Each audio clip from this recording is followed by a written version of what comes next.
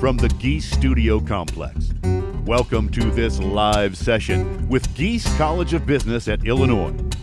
Please check that your microphone is muted, your camera is turned on, and you are ready to engage with your classmates and colleagues.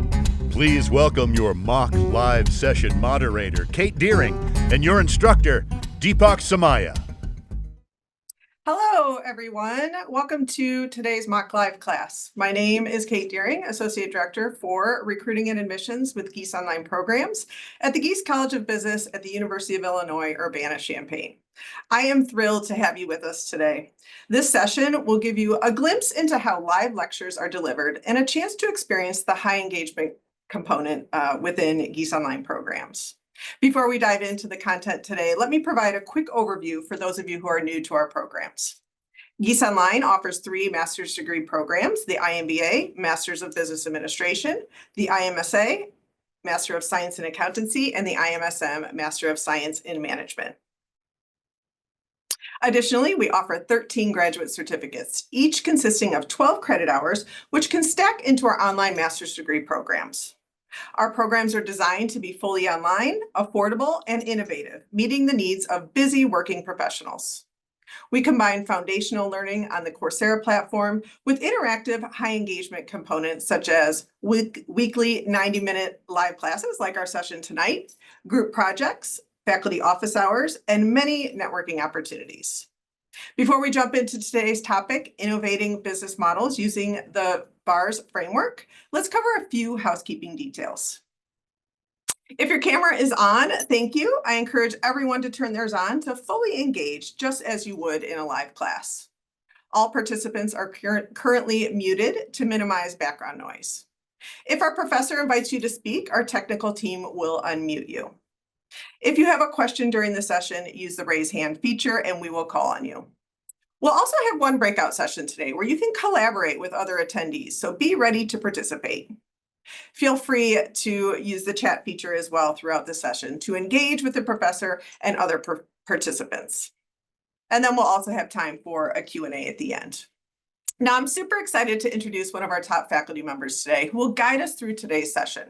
Deepak Somaya is the Diane and Stephen N. Miller Professor in Business Administration. He is a professor in both the Gies College of Business and the College of Law and serves as Academic Director for the Origin Ventures Academy for Entrepreneurial Leadership. Professor Somaya also holds an appointment as Edwards Scholar at the Discovery Partners Institute in Chicago. His research focuses on knowledge assets such as human capital and technology, and on a scalable business model and on scalable business models enabled by digital innovation. He received an undergraduate degree in mechanical engineering from the Indian Institute of Technology at Bombay and an MBA from the Indian Institute of Management at Calcutta. He was awarded his PhD in business administration from the University of California at Berkeley. Professor Somaya currently teaches strategic management in the IMBA and IMSM programs. With that, I will hand it over to Professor Somaya to begin today's session. Enjoy. Thank you very much for that introduction, Kate. Welcome, everyone. It's a delight to see you here, and I'm looking forward to this session. This is a session on business models and innovating with business models that's typically taught as part of our strategic management class. And the idea of today's mock session is to try to replicate some of that experience. Now, typically in our online classes, you would have the opportunity to get exposed to some of this content through our recorded video lectures. So typically you would have already watched a video lecture before you come in, what we call live sessions, where we actually interact with each other. So today what I'm going to do is to actually blend those two things together. So I'm going to give you some of what would typically be covered in the recorded video session, and then jump into what would typically happen in a live session. All right, so without further ado, let me start with business models. We're going to do a mock live session like it says here. I'm going to dispense with introductions since we've already been very kindly been introduced by Kate, and jump into what the agenda is for today. So I'm going to start by introducing business models, give you some idea of why we might care about business models. And then jump into this framework called VARS or VARS framework, which is one that I developed after looking at a bunch of research on this topic and trying to figure out what would be the best way to teach it. And then we'll get a quick introduction to the apparel business and how the apparel business has its own current or dominant business model, and then give you a chance to innovate on it.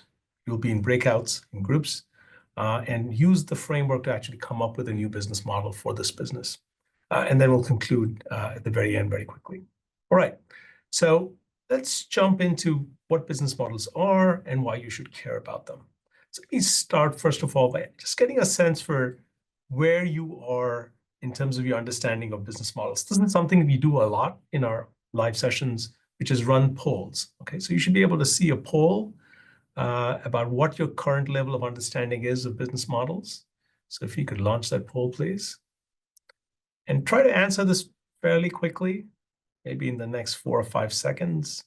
Just want to get a sense for what the mix is in this room.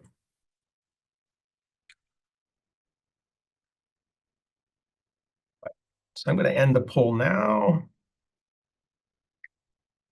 So like you can see this, right? Most of you are, it seems, somewhat unfamiliar with the concept, or at least have maybe an inkling, but not a deep understanding. But there are quite a few people who actually do have some familiarity, and some who actually use business models or business model frameworks. So we're going to be speaking to a range of audiences here, clearly, right? And we'll see if we can kind of provide some value to all of you. All right, so let me start with motivating why we might care about business models. So I'll just put a few examples up here on the slide, and you should be able to see a set of businesses. And if you think about each of these businesses, right? Blockbuster, think about taxi cabs, think about the store Borders, think about Nokia.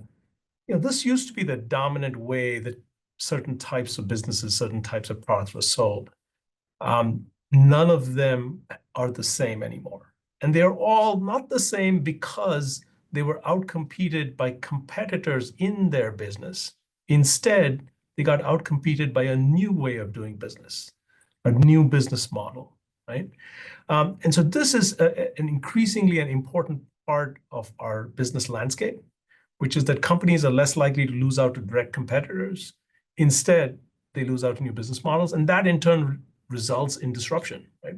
Disruption essentially is a phenomenon where some change, typically a technological change, results in market leaders being overturned by new market leaders.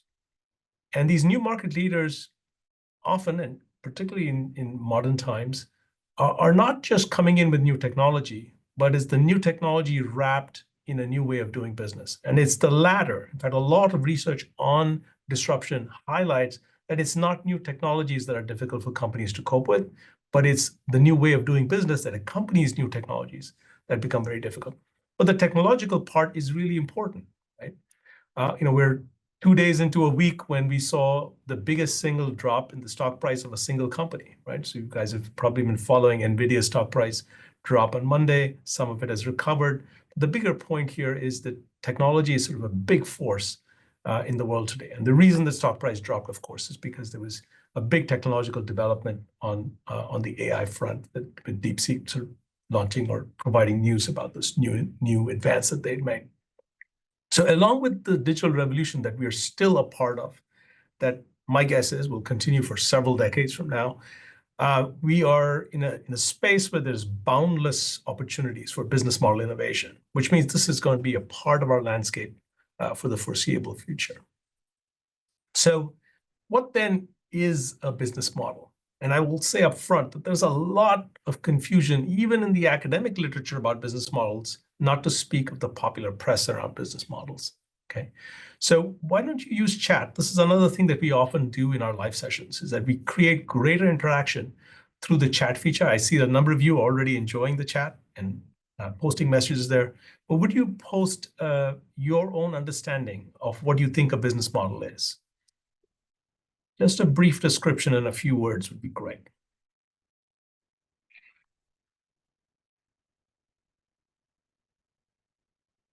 Don't be shy. Okay, so Sani says, how do you deliver a service or a product? Or how to generate revenue, how the business is organized, even just online shopping, a plan to make money, how to produce or deliver a product, a plan or strategy for delivering value, and on and on and on, right? So a number of different ideas, and I see that these different ideas all have some connection with business models. Many of these really talk about some aspect of business models. Now, the challenge with these ideas, and this is also the challenge with the literature, is that if everything about business potentially belongs in a business model, then you no longer have a model. Then you have kind of this detailed description of what businesses are, and that's not very useful for anything that essentially entails a model, right? In a model, you want some level of abstraction, some level of simplification. And so I'm going to offer a simple definition. We're not going to debate the definition too much here, but I'm going to motivate why I use this particular definition, right? So the definition I use is that a business is a pragmatic theory or a pragmatic design. I emphasize pragmatic here, right? We're not interested in sort of highfalutin theory of any kind. We're really thinking about something that works in the real world, right? Of an enterprise that explains how it generates and realizes value, right? So it's a design of an enterprise or a theory about an enterprise that explains how to create value and then how to capture some of that value through revenues, right? So the realization part is also important. Of course, the couple of features that you might see here is that this is kind of a mental or an abstract representation, right? So it's a simplification of the real thing. It's not necessarily all the details of the business, but it's several important highlights. And those highlights in turn give you enough of an idea of the business that it should actually, like any good theory, generate some hypotheses, right? Essentially, in order for this idea to work, X, Y, and Z needs to be true, right? If you think about any new business, you'll hit on these ideas that in order for this business to work, people have to be willing to buy this product at this price. In order for this business to work, you have to be able to produce this product at this level of cost, right? Those are some of the big ones that very often you see. There are others as well, but we'll dig into this a little bit deeper in a minute. All right. So the thing that I want to emphasize here is that business models are therefore not detailed operational or tactical plans, right? So they are these abstractions at a higher level. They're a model, right? It's not a complete strategy. It's not a way of getting competitive advantage either. It could produce a competitive advantage, but that's not the main goal. The main goal is creating value and then capturing it in order to create a viable company, right? So competitive advantage you must think of as a second step that goes beyond business models. In our typical business strategy class, we talk about business models and then move on to competitive strategy a little bit later in the course, right? Also, by this token, business models might not be specific to a particular firm, right? So it's an abstraction. It's an idea. It's a kind of a theory, a broad model of how to operate a business. That model could be used by multiple companies, right? And we often see this in the real world as well, that there could be many companies that use the same business model. And sometimes we say, that company is using this company's business model, right? They are the Airbnb of something else, or this company is in this other country, but they're essentially operating the Airbnb model in Brazil, or they're operating the Airbnb business model in Europe, et cetera. So the framework that we're going to use to try to understand what business models are, try to understand the different components of business models, is this thing called the VARS framework. And as I mentioned earlier, is one that I developed after reading the literature and being somewhat unsatisfied with what was out there. And this is something that I know a lot of business professors share. I can't tell you the number of people that I've spoken to who say, well, I don't really have a good way to talk about business models, and I wish there was something out there. So the VARS framework stands for value proposition. That's the V. The A stands for activities, resources, and capabilities, which you can broadly think of as the business assets that are in any business. So you can also use assets for A if you like. The R stands for revenue model, and the S stands for the scope of the enterprise. Now, this is a framework that we're going to use today for a for-profit business. It is also one that can be extended to social enterprise, but we don't have the time for it today. We're just going to focus on for-profit businesses, right? Let me dig into each of these elements, but before I do that, I want to highlight one other aspect, which is that, these four elements, they need to be aligned with each other. They're not independent or free-floating things. You have to think about how they connect with each other and whether they're actually suitably aligned. I will point out that there are other business model frameworks. Business model canvas, this is one that's developed by somebody called Osterwalder, is a pretty popular one. Has some of the same elements, but I will leave it to you to sort of look through the two. I'm happy to have a debate offline if one of you is interested about what are the advantages and disadvantages of the two approaches. I particularly think that the scope dimension, the scope of the enterprise, which is the last part of the VARS, is one that's underemphasized in the business model canvas and a particularly important set of choices. So let's start with the value proposition, okay? Value proposition fundamentally connects to this idea that exists in economics and strategy called economic value added. And essentially what you want to ask yourself is, what does this business model do that creates, or rather, how does this business model create more value for our users, our customers, or uses up less cost in order to produce value? So if you look at this graph on the right, you see the very first set of two bars. That's kind of the existing model that might exist in any business, right? So the red bar represents the amount of cost per unit. The blue bar represents how much value it's creating. You can think of that value as willingness to pay. What is a customer, in theory, willing to pay for this particular product or service? And essentially, if you have a higher willingness to pay than the cost, then you potentially have a business, right? I say potentially, it's not necessary, but if you don't have that, then you can't possibly have a business, right? You want to be able to generate more value than the cost that the business sort of incurs. And the price usually is below the willingness to pay and above the cost, right? That gives you a profit, but it still allows you to charge customers for the product. Now, when you introduce a new business model, you want to either think about increasing that willingness to pay, providing some new source of value, at least for a subset of customers, that really makes them prefer your product or your service relative to the existing one, or you have to be able to reduce your cost. And notice I didn't say reduce your price. You have to be able to reduce your cost, right? Because that allows you to reduce your price to undercut the existing business model while still making a profit, okay? So you really want to be thinking about new business models as generating economic value added over existing businesses. Quite simply, you want to ask the question, why should customers buy the product or service you're going to create through this business? And that can happen either because you're offering more value, or because you're incurring lower cost, or in some cases, even lower risk, right? So that could be another strategy as well, to reduce the risk that your business incurs, which in the long run will translate into cost. All right, so let's use chat again. Think about ride-hailing services generally, folks like Uber, Lyft, or if you're in other countries, Didi, Bolt, Ola, Grab, right? So this is a business model that's spread around the world. So if you think about the traditional taxi cab industry, what do ride-hailing services offer that's better in terms of a value proposition? Right. Can you type that in chat? So this is something we're going to use quite a bit. A lot of people mention convenience, right?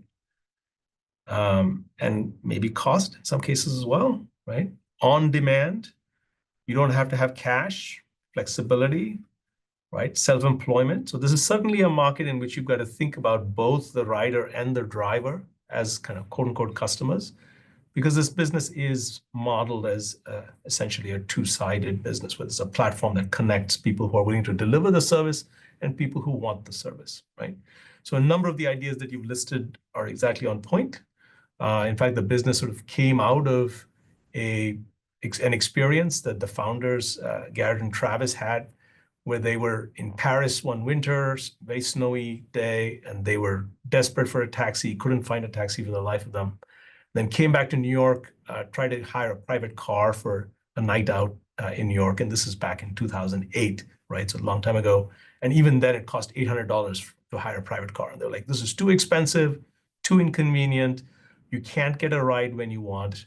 And essentially what they created was a business that that had a lower cost base because people were using kind of spare capacity on their car and their time to drive.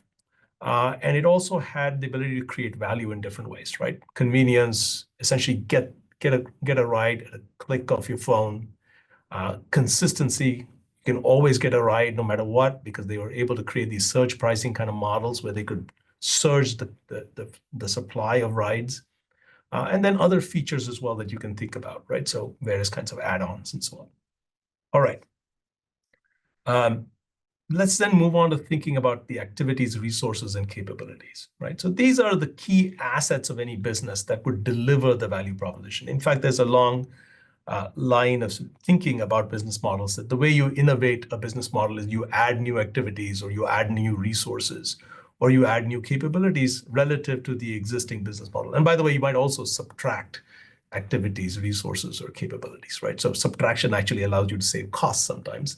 The addition of these activities, resources, and capabilities might allow you to create more value. So by doing that, you can then create the value proposition that you're looking for. Very often, these things that you add can be within the firm, but sometimes they can also be on the outside, right? Let me just say for ride-hailing services that actually they tapped into a couple of things that were outside the focal company, right? In terms of assets, in terms of resources, not least the existence of smartphones, right? So the fact that a lot of people had smartphones, that's something that changed between 2005 and 2010 that really enabled this business to take off. But also all of the folks who had cars and weren't driving them around all the time, and you could actually take advantage of that. All right, so some of these resources might be technology-based. Very often you have new technologies that come in that companies might take advantage of. But these technologies have often got to be paired with other complementary resources or complementary assets as well. So let's think about ride-hailing services and think about some of the key assets, and again, type in chat, that this business used to deliver the value proposition. And these can be within the firm and outside. I mentioned smartphones already as something on the outside. Some of them are technology-based, but some of them are not. So what are some ideas that you might have or important assets that made this business possible? If you're thinking like your Uber in 2008 or 2009, right? So Nancy mentions under and unemployed people, right? Or people who have spare time or spare capacity on their car, right? Flexibility of people to work after hours. It's Maggie adds that. Low cost of capital, which certainly was true at that particular point in time, which they took advantage of. But one of the key things here is, and Jana mentions this, right? You need to create an app or an interface for end users, right? So you think about what goes into creating that app. That means software development capability, right? That's something that you have to build up inside the company. Or maybe you could outsource some of it, right? And think about what that software development has to do. It has to create a convenient interface. It has to geolocate where people are. And again, another thing that's a key resource that lies outside the company is the GPS system, which was created for the US military a long time ago, but made available globally. And that's really something that a number of users have taken advantage of. And they also took advantage of Google's Maps, right? So Google Maps already had mapped out a large portion of the world, and they could take advantage of that available resource outside the firm. Something else that, by the way, it's not so obvious to us at the outset that they had to do was to develop a whole capability consisting of several different activities to get users, riders, and drivers onto the app at the same time. Because there's a real risk that if you launch a company like this, you only have riders and you don't have enough drivers, or you only have drivers and you don't have enough riders. So they had figured out an entire sort of strategy of how do you start the company in each market. You'd go in and you'd initially recruit people on both sides. You'd make a big publicity splash. You would offer discounts and things like that. And you'd offer extra pay to drivers. So you made sure that the platform was rich with participants on both sides so that you didn't lose out early on in the market. So again, you guys are thinking along the right lines, how a company like this might get launched, right? So here are some examples. We could run this as a poll, but we already discussed this in chat. We'll skip the poll for now, okay? So let's think about revenue models. Let's skip the poll if that's okay. Let's think about revenue models.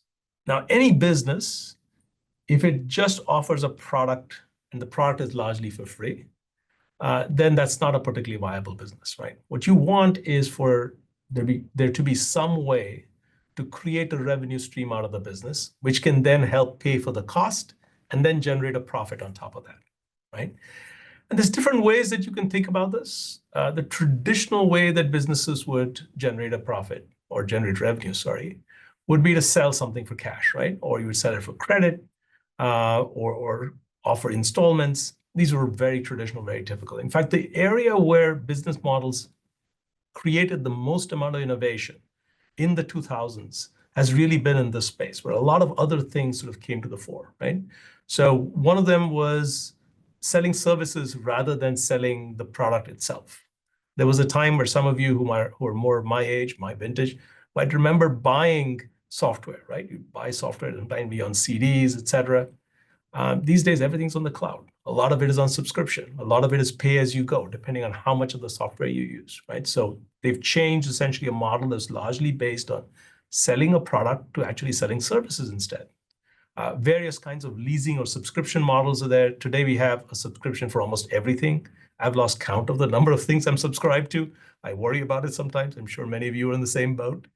Then there's other business models that involve like products and complements, right? Where something is sold relatively cheaply upfront. So the typical thing people talk about is a razor and a blade, right? Razors are sold at a loss typically, and blades is where the company makes up the money.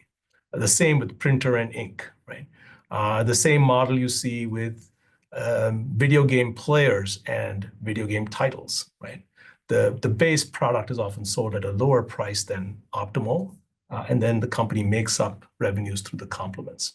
There are other models like freemium models, ad-supported models, also two-sided markets where there's sort of a matching between buyers and sellers, and you're essentially making a brokerage or commission between those sales. And also more complex platforms and ecosystems where there's lots of different players. We often describe these as multi-sided, and they interact with each other, and you figure out some way to make money here, right? Let's do a poll. I'm sure you guys already guessed this, but what is the business model or the revenue model for ride-hailing services? What is the typical one? What's the most common one?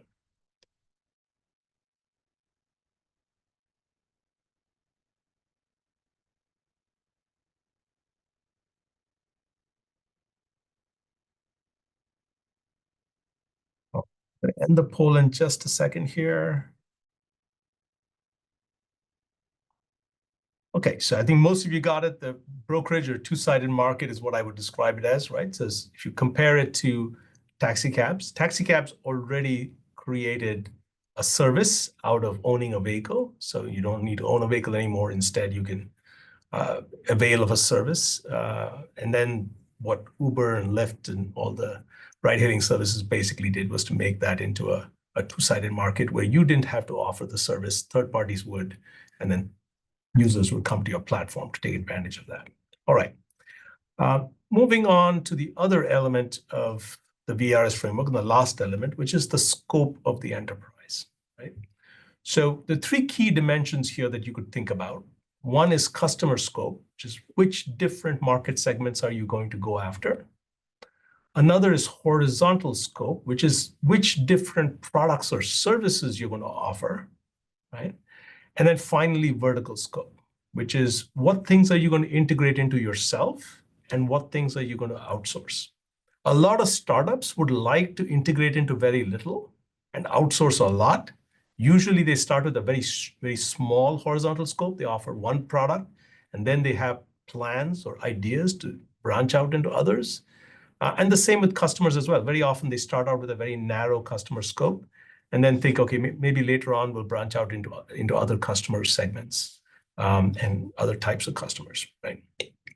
I'm going to just walk through this with Uber as an example. So if you think about Uber, and this is the screen that we're all kind of familiar with, right? Anytime we're ordering a ride, there's a whole bunch of different options that are in front of you, right? And the idea here is that they're going to offer a ride for different types of customer groups. Somebody willing to share a ride for a lower income customer group, they're happy to do that. Or if you want to go all the way premium on the very top, you can do that as well, right? By the way, Uber also does a bunch of things to try to attract different types of customers, right? People who want a scheduled ride at a particular time, or someone who wants kids to be dropped off to school, or things like that, right? So they also think about other dimensions along which to segment the customers and think about what different segments might want. So this is just segmenting on income or the level of luxury you want. It's just one way to do it. Think about horizontal scope.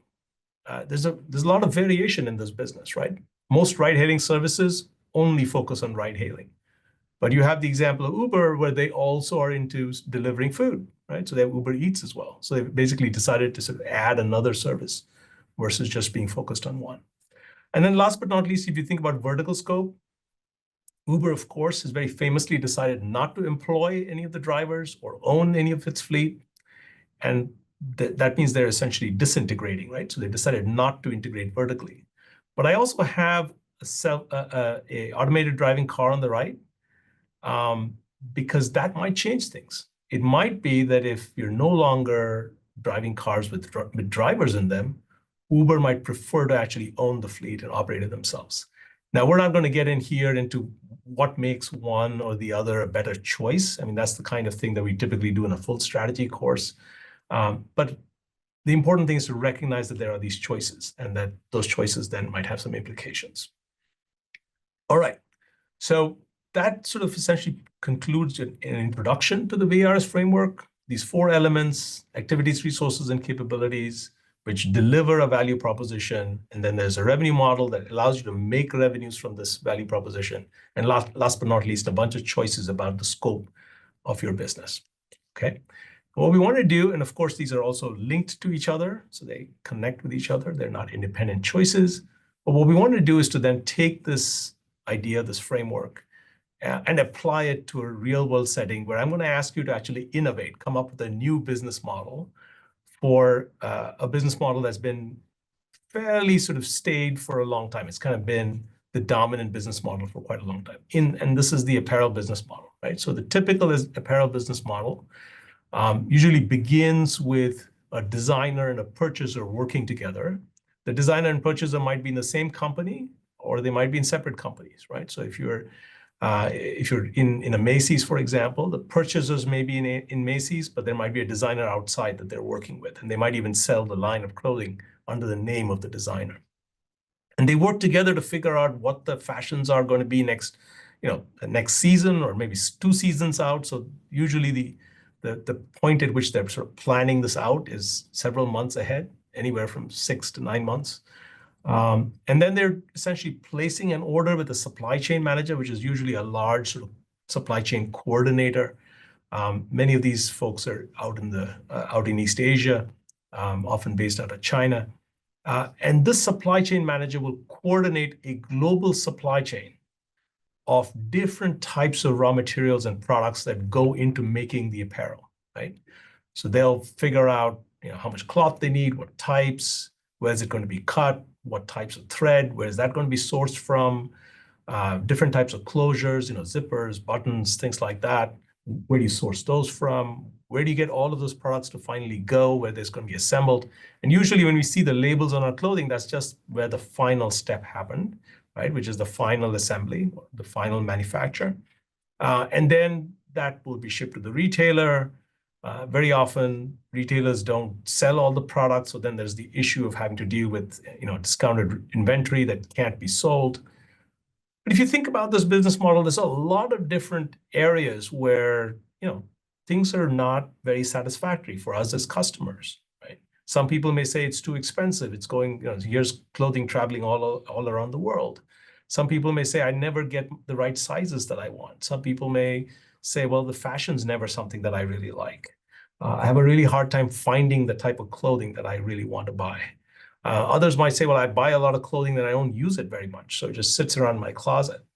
And on, right? You can think about many different things. Is there issues with sustainability and the amount of sort of clothing waste that is being generated? You can think about different areas where this business model might be broken in some way, and there might be room for improvement. So can you generate a better business model. That's the business model innovation task that I'm going to have you work on. Use the VARS framework to sketch out the details of this business model that you develop. Start with an idea and then think about, okay, how do I actually create a business around this idea? What else do I need to put together to make it actually work? And working through the VARS will allow you to do that. So we'll do this in breakouts, about 12 minutes in the breakout. It's invariably not enough time. The one advice that I'll give you is to settle very quickly on one idea so you can actually start working on the VARS. The other thing that I'd recommend is to make sure that very early on you identify somebody who's a spokesperson for the breakout room so that when we come back, they can walk us through what you discussed in the breakout. All right? So 12 minutes into a breakout now. Hope you have fun. Look forward to hearing what you come up with.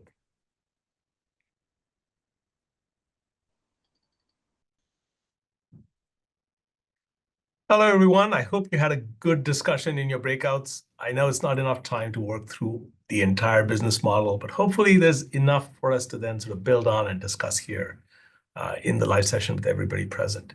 So the thing that I want you to do first off, if you remember, I asked you to identify a spokesperson. So if the spokesperson for each breakout could just type in chat what the basic idea of the business model is, right? Just what is the core idea? Something brief, just a few words, short sentence.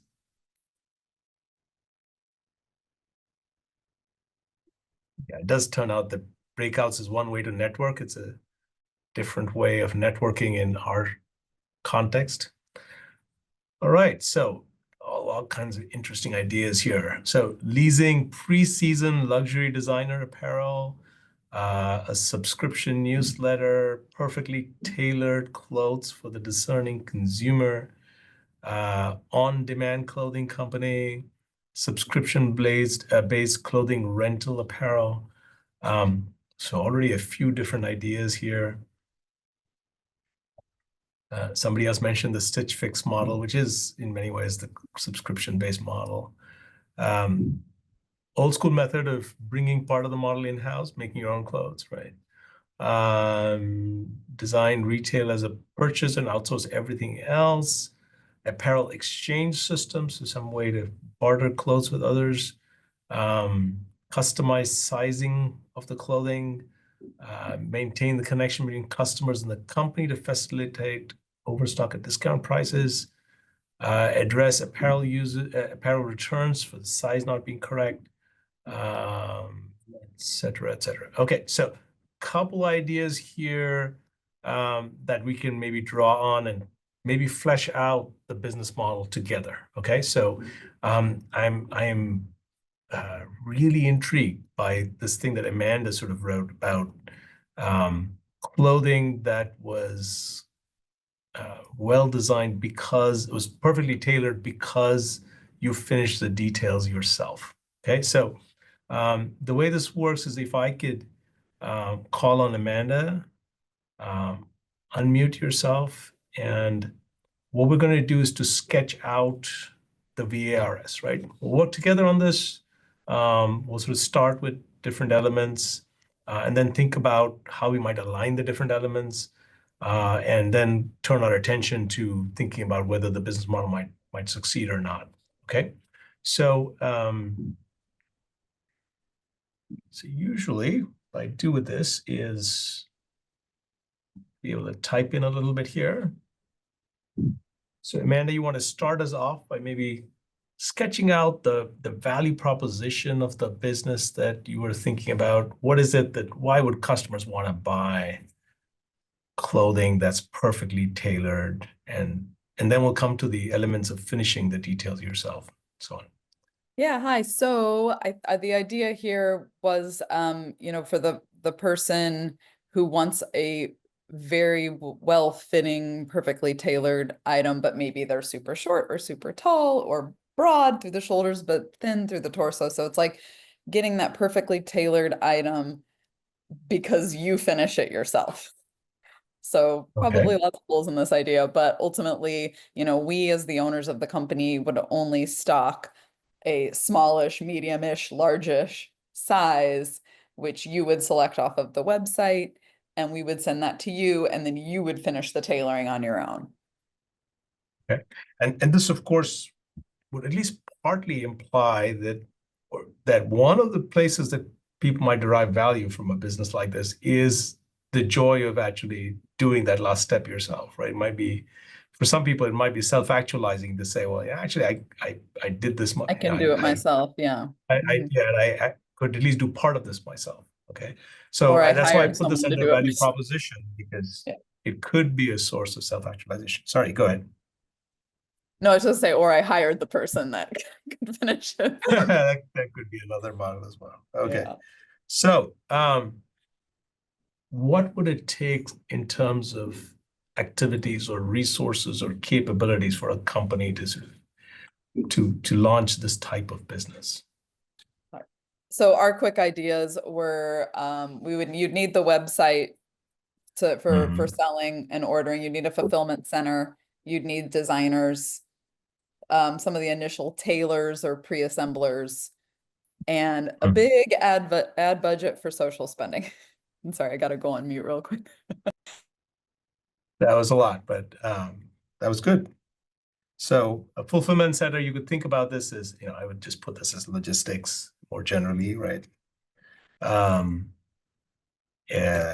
Advertising. These are actually separate points, but I'm, in the interest of time, just going to put them together. You said designers. And there's a bunch of innovation involved here as well, right? Because you're not only, and you described like the pre-preparation. So you're essentially providing, I mean, one way to think about this is that it's kind of clothing like IKEA, if you will, right? It's like or even taking it a step further, where it's partially pre-finished. Yeah, I think it's like a nicer than H&M, but higher end, yes, yeah. And it's sort of there's another version of this is par-baked bread, for example, right? You get bread that's sort of partly going, then you get it and you cook it in the oven for the last few minutes, and it gives you most of the joy of a bread from the bakery, right? Right. So you can think about other places where people have tried something like this, right? And of course, there's a lot that's going to go into these capabilities and making sure that they're exactly right in order to be able to get a large enough customer base for this. What were you thinking in terms of a revenue model? I think, well, we didn't get this far. Okay, But fair enough. I think you would save on inventory. Like you wouldn't need, people would pay piece by piece. So it's direct to consumer from the website. There would be no brick and mortar. But you'd save on inventory, you'd save on employees, like having to, I think at some point there'd be a savings there. And then you would have to invest, like I said, quite a bit, I think, into the ad spend for that customer acquisition. Yeah. So good ways to think about this. So there's some real questions about how can you make this easy, or how can you make the value proposition sufficiently attractive for customers, right? By first of all, you have to kind of communicate that value proposition, which is the ad spend, social media, et cetera.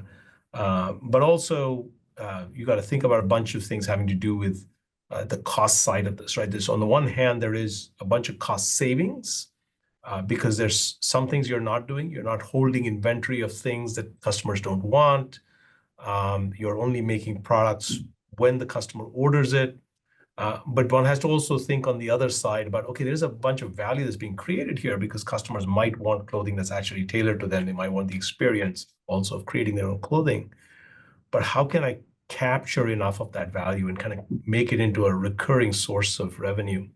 And that's why I threw in subscription there, right? Because if you're going to have to make the sale every time, so if Amanda is my target customer and I have to convince Amanda for every single item of clothing that she should come to our company and buy this and tailor it to her own taste, that's going to be a lot more challenging than I've essentially convinced her that this is a better way to buy clothing, and she's a subscription subscriber for on a monthly basis. And I give her a bunch of choices every month, right? And as I learn more about her, learn more about her style, learn more about her sizing and so on, I can tailor it even better and enable the purchase to be a good experience, right? So you can see already that we're sort of playing around with the idea of how do you connect the value proposition with the revenue model and so on. And then we can also add other things in terms of scope of the enterprise, right? So naturally, when you think about the value proposition, you're going to sort of say, well, who in terms of customer groups, right? Which customer segments are really going to find this particular business attractive, and how do we find them, right? Of course, one of the natural customer segments to think about, people who don't like clothing that they currently get because their sizing is not sort of, this standard kind of boilerplate stuff that we force everyone to abide by, and they'd rather buy something that's a better fit. You could also think about customers who are willing and able to modify their clothing in some way. People who actually have sewing machines at home or know someone that does. And actually what you want is an intersection of those two groups, right? Which now you might start thinking, well, maybe this is a very small customer segment, right? That's where things get a little bit more tricky. However, there's something else that can come to your help here. So I'm going to put this as customer, which is the vertical scope of this business, right? And here you might say, well, is there the possibility of teaming up with tailors or stores that can do modifications where customers don't have to do the modification themselves, right? So so this could be an element of outsourcing that they could explore, where there's a partnership where and we have several in our own town, several places that will do alterations and things like that. Now, if you could team up with them, then you have even someone like me who's completely inept in terms of using a sewing machine as a potential customer, right? And you begin to expand the size of the market that you could address. And then you could also think about the horizontal scope, which I won't write here, but think about what other lines of products might have similar features where people are unhappy with the kind of sizing or variety that's available online, and they would like to be able to be involved in the final step of making it, and you could actually provide this partly finished product to them, and people could finish the product at home themselves, right? Mm-hmm. This could be items of furniture, it could be various types of furnishing in the house, and so on and so forth, right? And that's sort of the reason to think about a broader scope is that the broader the scope, the more you can pay for fixed costs of the business by getting more customers, okay? It's actually a very nice point at which we can think more broadly about whether a particular business might have a chance of being viable or not, okay? So if you think about your own business model that you thought about in your breakout, would you be able to sort of maybe guess a percentage chance that your particular apparel business has a chance of success? Let's not try to be too biased here about our own pet projects, but try to give it some percentage chance based on what you're thinking about as the business. All right. Okay, I'm going to end this poll in about 2 seconds here. Okay, I think most of you are suitably skeptical, and maybe this might be a tough go. Okay, so and that's fairly normal, right? So, and sometimes you don't want to be too constrained in your imagination when you start out thinking about a new business. You want to be more imaginative, and then maybe bring things more to reality as you get closer to actually implementing it. Okay, so let me wrap up with a couple of ideas here, right? One of them is that many businesses do actually fail, and somewhere along the process of implementing a business model, you might actually find that, oh, I thought this was my idea of this business. This was my theory of why this business would succeed. But then you find out that actually, no, it's not viable. We thought we were going to attract a lot of customers because of, let's say in this case, people are going to love the idea that they can size it to their own needs, and they're going to love the idea that they can work on their own clothing, so give them some investment in their clothing. But it turns out not as many people are excited about that idea, right? So when that happens, you have a choice. One, you can decide that this is an unviable business, right? And abandon the business. There's no hope for changing this business in any way. The other thing you can do is actually try to pivot the business. You can say, okay, we've got a business that doesn't seem to be viable as it is, but maybe there's something we can do that can make it more viable. One of the examples I gave earlier about partnering with various kinds of tailors in different towns, which would make the business more accessible to other people. That is a choice on the vertical scope dimension. That you would add that to the business, and that would be a pivot for a business, right? So you can imagine lots of other examples like that where you could pivot businesses in different ways. And the important thing is that the VARS framework can again be useful for pivoting a business. Some of you actually mentioned Stitch Fix in chat. This is a company that had not quite the business model we were just discussing, but they did do a lot of customization to individuals. So they would actually have a stylist and an AI program work together to try to figure out what was the right style for any given person. And they'd send out a monthly subscription of clothing that essentially was tailored to the person's taste, but they were also trendy. And so you could basically be spared the chore of shopping, right? You could get clothing delivered to you, always dressed nicely and clothing that you liked without having to spend too much time and effort doing shopping. And it turns out that at some point, people in the company began to worry. The CEO herself, Carrie Lake, actually quit the company.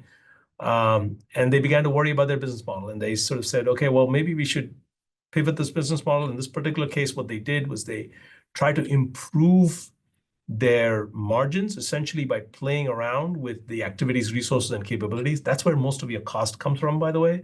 So to change those costs, you basically try to figure out how you can do that better. They also changed the subscription model. They only had subscription before, so they added a new revenue model where people could just go buy the clothing. They didn't have to just subscribe, they could also buy. So you can see how the VRS framework not only allows you to develop a business model initially, it can also help you pivot and change a business model over time. All right. So before we go, this is something that I like to do in my live sessions generally, have people type in chat one thing that they would take away from the live session, one thing that they learned.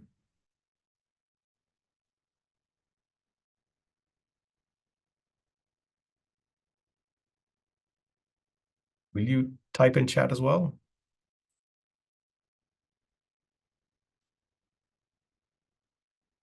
Best develop with the team. Man, that I would love this program. Concept of the business model itself, more about the VARS model. Wonderful. Okay. Thank you very much. This was wonderful. I really enjoyed spending time with you. Look forward to seeing you again, perhaps in one of our classes. Take care. I think you had some additional comments, Kate. Yes, thank you so much, Professor Somaya. Super exciting for me to be in studio with you as well today. But thank you for such a great live session. I hope everyone enjoyed this mock class, which really closely mirrors the live class experience within Gies Online programs.